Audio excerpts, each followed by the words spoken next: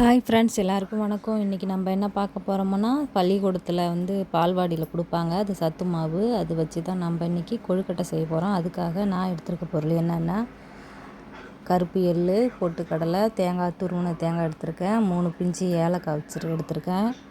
அது கூட கொஞ்சம் அதிலே ஏற்கனவே இனிப்பு இருக்கும். அந்த மாவில் கொஞ்சம் நமக்கு இனிப்பு தேவைங்கிறதுக்காக இன்னும் இனிப்பு சேர்த்து சர்க்கரையை கொஞ்சம் அதில் கலந்துக்கலாம். அதனால் இது எல்லாமே சர்க்கரையை அரைச்சிக்கலாம்.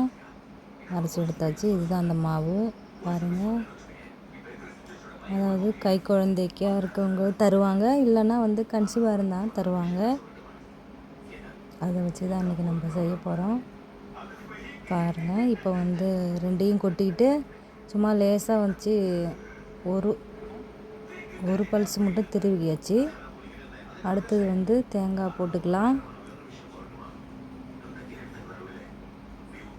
தேங்காயை கொட்டிட்டு அடுத்தது நம்ம சர்க்கரை அரைச்சி வச்சுருக்கோம் இல்லையா, அதையும் சேர்த்து கலந்துக்கலாம். கலந்துட்டு அடுத்தது மாவு கட் பண்ணி எடுத்துகிட்டு பாக்கெட்டோட நான் இன்றைக்கி 3/4 பாக்கெட் மாவு தான் கலந்துக்க போகிறேன்.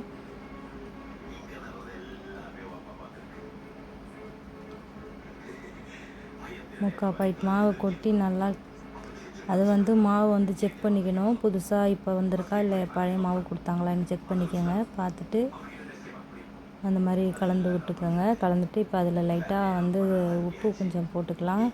சால்ட் இருந்தால் கொஞ்சம் தூவி விட்டுட்டு இப்போ கொஞ்சம் லேசாக கொஞ்சம் கொஞ்சமாக தண்ணி சேர்த்து பெஞ்சிக்கலாம். அதுக்குள்ளே பாருங்கள், குக்கர் அடுப்பு வச்சாச்சு. நம்ம ஸ்டாண்டு ஒன்று வச்சுருக்கோம். தண்ணி கொஞ்சம் ஊற்றியாச்சு. தண்ணி கொஞ்சம் ஊற்றினதும் சூடாகட்டும். இதை மாவு தண்ணி தெளித்து பெஞ்சிக்கலாம்.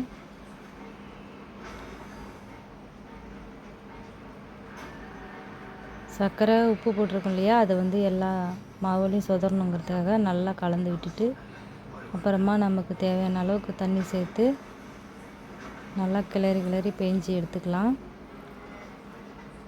இதுவே அப்படியே கூட வச்சு ஆவியில் வேச்சிடலாம். இல்லைன்னா கூட தேவையில்லைன்னா நம்ம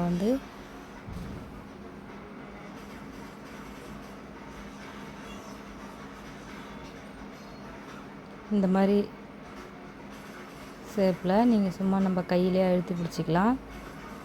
நான் இந்த மாதிரி தான் செஞ்சுருக்கேன்.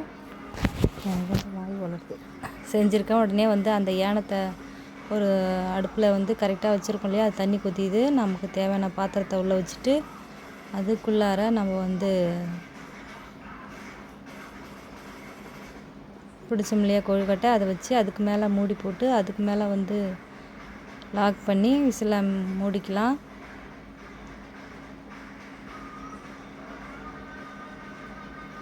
அதுக்குள்ளே கேம்ப தலைவை பிடிச்சிட்டு இப்போ பாருங்கள், விசில் வந்துருச்சு. காற்றை பிடுங்கி விட்டுட்டு ஓப்பன் பண்ணி பார்க்கலாம்.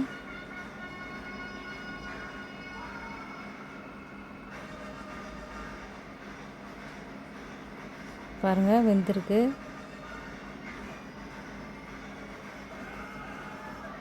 இப்போ சூடாக இருக்குது. கொஞ்சம் ஆற வச்சு புட்டு பார்த்தா பாருங்கள், நல்லா உள்ளலாம் வெந்திருக்கு மாவு.